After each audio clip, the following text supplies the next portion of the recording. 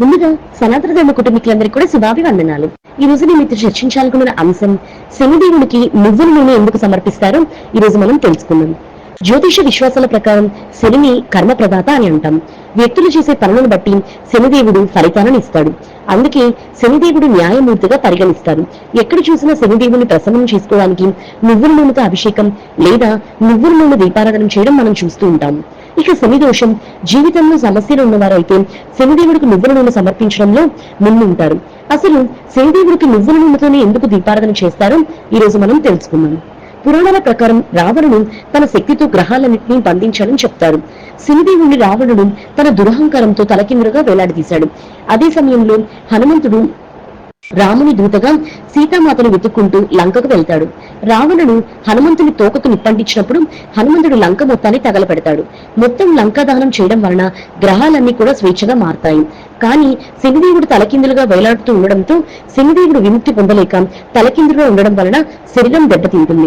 శని బాధను తగ్గించడానికి హనుమంతుడు తన శరీరానికి నూనెతో మర్దన చేసి శనిదేవుని నొప్పి నుంచి విముక్తి చేస్తాడు. అప్పుడు శనిదేవుడు భక్తితో నాపై నూనెను పూసేవాడు అన్ని సమస్యల నుంచి విముక్తి పొందుతాడు అని చెప్తాడు. అప్పటి నుంచి శనిదేవునికి నూనె సమర్పించే సాంప్రదాయం మొదలైంది. అలాగే శనిదేవునికి నూనె సమర్పించే కథ గురించి మరో కథనం ప్రాచుర్యంలో ఉంది.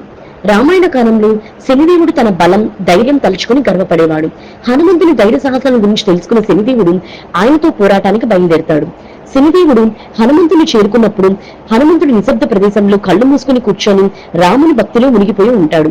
అయితే గర్వంతో మునిగిపోయిన శనిదేవుడు హనుమంతుని యుద్ధానికి రమ్మంటూ గట్టిగా పిలుస్తాడు. అయితే అది సరికాదని, నేను శ్రీరాముడి ధ్యానంలో ఉన్నానని శనిదేవునికి హనుమంతుడు వివరిస్తాడు. కానీ శనిదేవుడు హనుమంతుని చెప్పిన దానికి ఒప్పుకోడు. యుద్ధం చేయాల్సిందని మొండిపట్టు పడతాడు.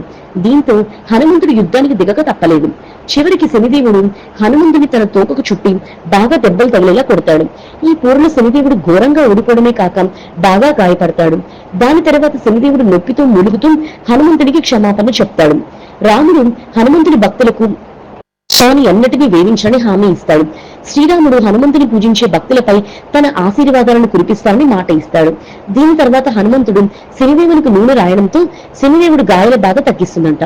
అందుకే ఎవరైతే హృదయపూర్వకంగా శనిదేవునికి నూనె సమర్పిస్తారో అతని బాధలన్నీ పోగొట్టి కోరికలు తీరుస్తానని శనిదేవుడు మాట ఇచ్చినట్టు కూడా పురాణంలో చెప్పబడింది.